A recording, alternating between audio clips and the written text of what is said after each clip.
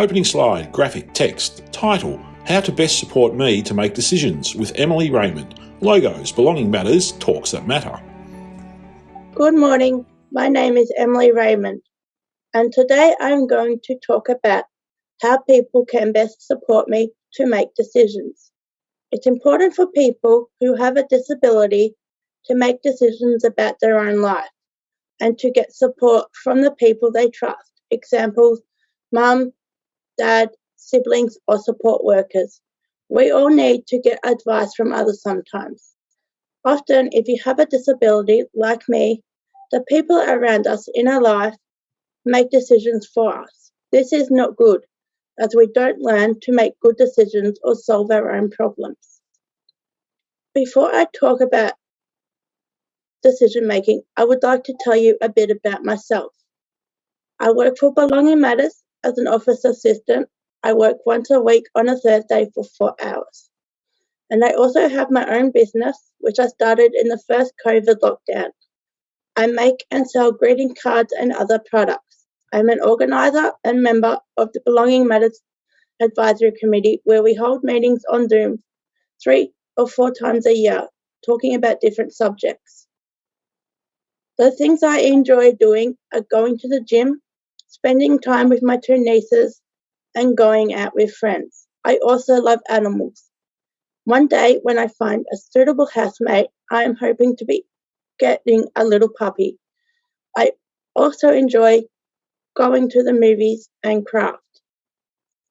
I live in my own home and am enjoying that. I'm currently looking for a housemate to live with, as I have had a few bad experiences with housemates in the past, where they haven't been a good support or just haven't been the right fit.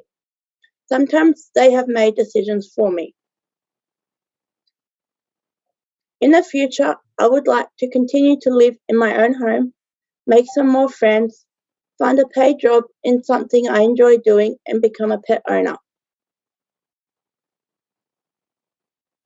It is important that I make my own decisions in my life, because if someone makes a decision for me, it might be the wrong decision or it might be a decision I don't like. It's my own life, and making decisions helps me to learn about making better decisions and being able to solve my own problems. Just imagine if someone made decisions about your life.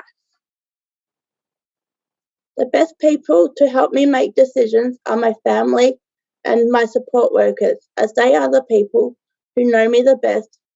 My support workers help me to make decisions because they understand that sometimes I have trouble making decisions.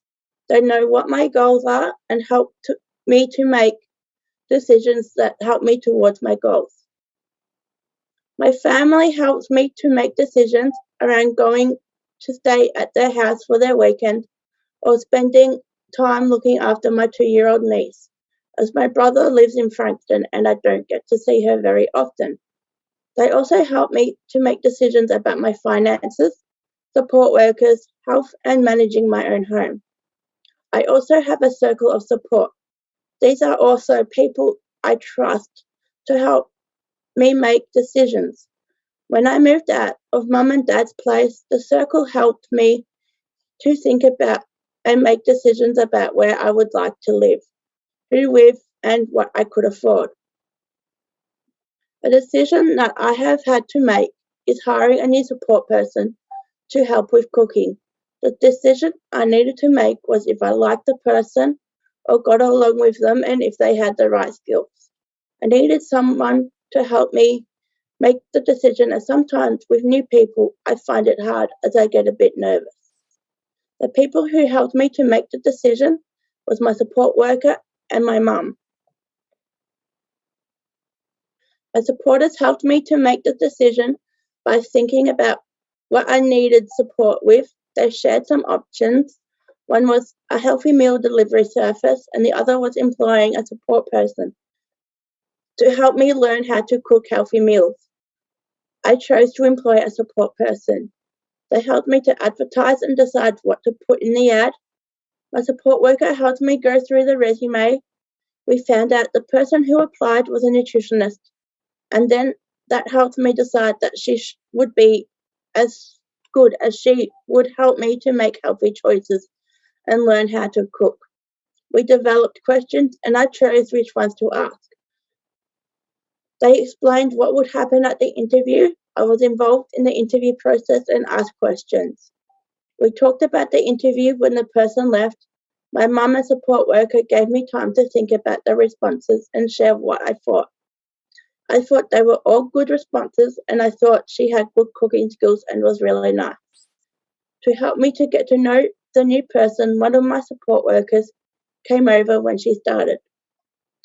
When the new person started, we also talked to her about how to best help me make decisions.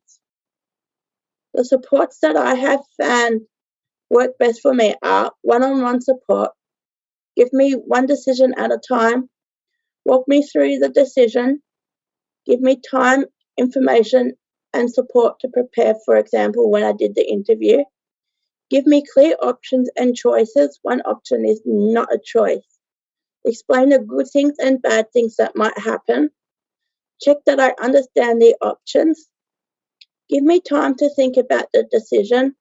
Make sure I have support to try new things to see if I like them. Let me decide if it's a bad decision or a good decision. Give me some time to process the information I'm given. Don't railroad me with decisions. I need people to be quiet and listen to what I have to say and my preferences without jumping in. Support me if I make a mistake so I can make better decisions for the future. Don't deny me the opportunity to make decisions just because I make a bad one. I need help to respect my decision even if they don't agree with it. The support that is not helpful for me is when people rush me to make a decision, as sometimes if I am rushed to make a decision, I can tend to make a wrong decision. When they decide what I want without asking me first, because sometimes I have trouble speaking up and telling someone, hang on, I don't like this decision. Getting cross at me if I make a mistake, as well as we all make mistakes from time to time. We are not all perfect.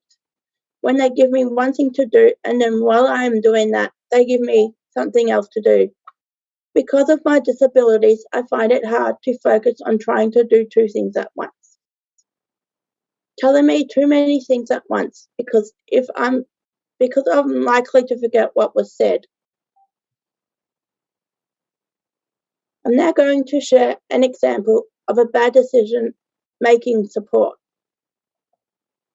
I once had a housemate who didn't listen to me. She would cook for me and decide what I would eat every night. She didn't trust that I could do things. For example, she would go over my head if I told her that I had emailed the real estate agent to fix things.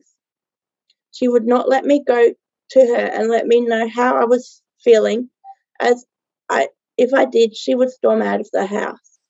Instead of discussing the problems she had with me, she would go over my head and complain to my mum. This made me feel like I was a child again, and I felt really uncomfortable in my own home. It had got to the stage that 2 weeks before she moved out, I was in tears and really couldn't cope anymore. My support worker helped me to think about the options. I could try and solve the problem by speaking up, but that didn't work. Go for a walk to calm down, stay at mum and dad's for a night or two, or spend time at a friend's to have a break, or discuss things in a housemate meeting. These things didn't really work. Even if we had a housemate meeting and suggested things, she would not take it on board. And then that got me even more frustrated. I spoke to mum and dad and said this is not working. They asked me what I wanted to do. I said I would like her to leave and find a new housemate. My mum and support worker explained to the housemate that it wasn't working and asked her to move out. My wish for other people with a disability is that I hope that they can live their best lives and that the people who support them help them to make a supported decision and not make the decision for them. People who don't have a disability need to understand that we are not different. We are just like them and want to make decisions about our own lives. Yes, we may have ADHD, autism, an intellectual disability, or a physical disability, but we are all the same no matter what. It doesn't matter what ethnicity, sexual preference, pronoun, skin color you are, we are all the same. So I just wish that people with a disability are treated the same. Thanks for listening. With thanks to Emily Raymond, Jane and Jeff Raymond, Jeremy and Kelly Raymond, Kirsty Shaw, M's Circle of Support. This presentation was made possible with the financial support of an Information, Linkages and Capacity Building grant through the Department of Social Services. Produced by Belonging Matters. Belonging Matters makes every effort to provide accurate and up-to-date material. However, information is subject to change and our material is for reference only. Logos. Belonging Matters. Talks that matter.